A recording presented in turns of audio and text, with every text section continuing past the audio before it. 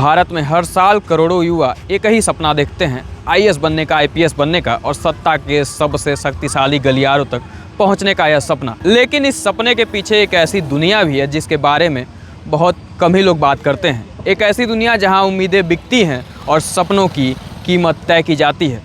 आज भारत में यूपीएससी यानी कि सिविल सर्विसेज परीक्षा के लिए हर साल लगभग 10 लाख से अधिक उम्मीदवार आवेदन करते हैं, लेकिन अंत में सफल होते हैं केवल 900 से 1000 के बीच में, यानी कि सफलता की दर 0.1% के आसपास। इसका मतलब है कि 1000 उम्मीदवारों में से केवल एक ही व्यक्ति अंततः सिविल सेवा में सफल हो पाता है। लेकिन इस कठिन परीक्षा के आसपास एक बहुत बड़ा आर्थिक तंत्र खड़ा हो चुका है। इसे आज हम यूपीएससी कोचिंग इंडस्ट्री के नाम से जानते हैं। विभिन्न अनुमानों के अनुसार भारत में कोचिंग इंडस्ट्री का आकार लगभग 5000 करोड़ के आसपास माना जाता है।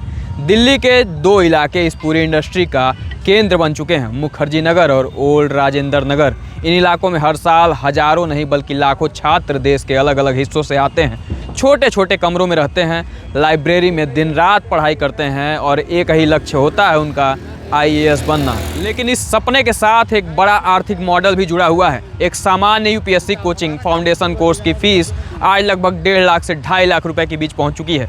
इसके अलावा वैकल्पिक विषय यानी ऑप्शनल सब्जेक्ट की कोचिंग के लिए 40,000 से लेकर 80,000 रुपये तक लिए जा रहे हैं। इसके बाद प्रीलिम्स और मेंस की टेस्ट सीरीज के लिए 15 से 20,000 रुपये तक चार्ज किए जाते हैं। यदि कोई छात्र पूरी तैयारी कोचिंग के सहारे करता है तो उसकी फीस लगभग 3 लाख से 5 लाख रुपए तक पहुंच सकती है। और अगर इसमें दिल्ली में रहने का किराया, लाइब्रेरी फीस, किताबें, भोजन और अन्य खर्च जोड़े जाएं तो छात्रों के लिए यह खर्च 7 से 8 लाख रुपए तक का पहुंच जाता है। लेकिन सबसे बड़ा सवाल यह है कि क्या इतनी बड़ी फीस देने के बाद सफलता की गारंटी मिलती है? तो इसका जवाब है बिल्कुल नहीं। यूपीएससी परीक्षा में सफलता की दर आज लगभग 0.1% है, यानी 1000 में से 999 उम्मीदवार अंततः सफल नहीं हो पाते और फिर वहीं वापस आ जाते हैं। फिर भी हर साल नई कोचिंग, नए बैच शुरू होते हैं, हजारों लाखों छात्र इस तैयारी में शामिल होते हैं और इसकी सबसे बड़ी वजह है उम्मीद, और यही उम्मीद इस पूरे कोचिंग मॉडल का आधार बन चुकी है।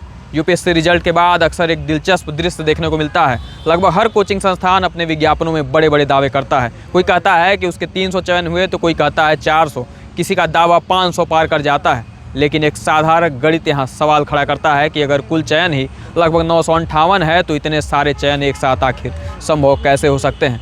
दरअसल इसके पीछे एक मार्केटिंग रणनीति काम करती है। कई कोचिंग संस्थान एक ही छात्र को कई अलग अलग श्रेणियों में अपने चयन के रूप में दिखाते हैं। यदि किसी छात्र ने वहाँ सिर्फ टेस्ट सीरीज दी है तो उसे भी चयन में जोड़ लिया जाता है। यदि किसी छात्र ने केवल इंटरव्यू गाइडेंस प्रोग्राम लिया है तो उसे भी संस्थान का छात्र बता दिया जाता है। और यदि किसी छात्र ने सिर्फ एक छोटा सा क्रैश कोर्स ही कर लिया तो भी उसका नाम कोचिंग सेंटर अपने चयन सूची में शामिल कर देते हैं। और इस तरह कई बार एक ही छात्र का नाम 3 या 4 या न जाने कितनी कोचिंग संस्थानों की चयन सूची में दिखाई देता है। यही कारण है कि कुल चयन से कहीं ज़्यादा चयन का दावा विज्ञापनों में दिखाई देता है। दिल्ली का मुखर्जी नगर आज सिर्फ एक मोहल्ला नहीं बल्कि एक पूरा आर्थिक तंत्र बन चुका है। यहाँ हजारों पीजी कमरे हैं, सैकड़ों लाइब्रेरियाँ हैं, सैकड़ों कोचिंग संस्थान हैं और हजारों किताबों की दुकानें हैं। एक अनुमान के अनुसार केवल मुखर्जी नगर की ही वार्षिक अर्थव्यवस्था लगभग 1000 करोड़ रुपए के आसपास मानी जाती है। इस पूरे क्षेत्र की अर्थव्यवस्था यूपीएससी अभ्यर्थियों पर निर्भर करती है। यहाँ कमरों का किराया, लाइब्रेरी की सदस्यता, नोट्स की फोटोकॉपी, किताबें, टेस्ट सीरीज, न जाने क्या क्या, सब कुछ इसी सपने के आसपास ही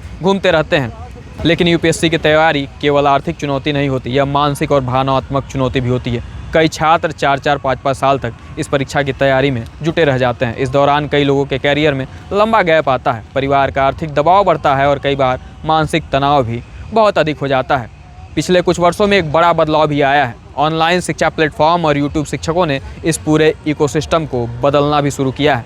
अब छोटे शहरों के छात्र भी घर बैठे गुणवत्तापूर्ण सामग्री तक पहुंच रहे हैं। ऑनलाइन लेक्चर, डिजिटल नोट्स और टेस्ट सीरीज ने तैयारी को काफ़ी हद तक पहले से सुलभ बनाया है। लेकिन इन सब के बीच एक सच्चाई आज भी वही है कि यूपीएससी की सफलता कोई शॉर्टकट से नहीं मिलती। न तो कोई कोचिंग इसकी गारंटी दे सकती है और न ही कोई किताब।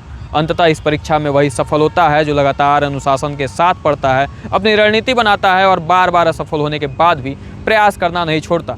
सिविल सर्विसेज की तैयारी में सबसे महत्वपूर्ण चीज़ कोचिंग नहीं बल्कि आत्म अनुशासन है, क्योंकि अंत में यह परीक्षा केवल ज्ञान की ही नहीं होती बल्कि धैर्य, मानसिक शक्ति, निरंतर प्रयास की परीक्षा होती है। और यही यूपीएससी की असली सच्चाई है। यह परीक्षा सपनों की भी है और संघर्ष की भी। यहाँ कोई भी सफल हो सकता है, लेकिन केवल वही जो आखिरी प्रयास तक डटा रहता है। सतत परिश्रम और धैर्य ही एकमात्र सफलता की कुंजी है।